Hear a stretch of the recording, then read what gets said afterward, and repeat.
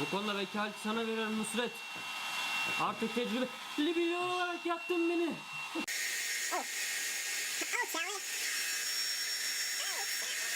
Arkadaşlar merhaba, Sosyal Medya TV'ye hoş geldiniz. Ben Berkay.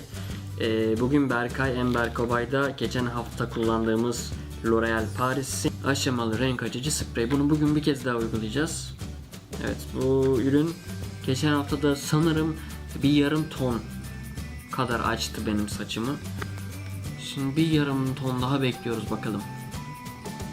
Sonuçları göreceğiz.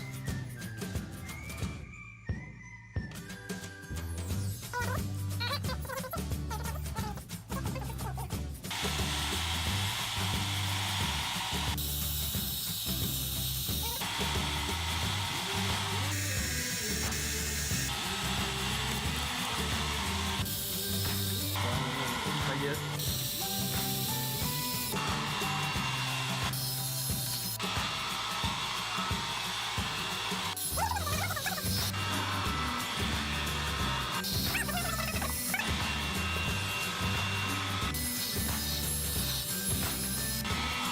Şaşkın senin yanıyla. Evet arkadaşlar, bugün L'Oréal Paris'in Casting Sunkist Tropical ürününü ikinci kez kullandık. Ben yine sonucu görmedim hala. Nusret arkadaşımız gördü ve yaklaşık bir ton açıldığını düşünüyor. Gözle görülür, en azından geçen hafta göre daha belirgin bir açılmanın olduğunu söylüyor. Evet, ben görmedim sonucu hala. Siz şu an görüyorsunuz, bilmiyorum şu an ne kadar belli oluyor.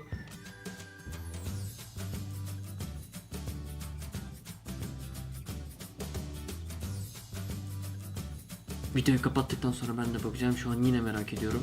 Nusret beni yine meraklar içerisinde bıraktı. Bakalım. Söylemek istediğim bir şey var mı? Aa, kapatmamışım. Buradan anamlara babamlara çok selam söylüyorum. Artık hepsini çok özledim. Gitmek istiyorum yanlarına. Artık yani bilmiyorum nasıl olacak ama hepinizi çok seviyorum. Görüşürüz. Beğenin. Beğendirin.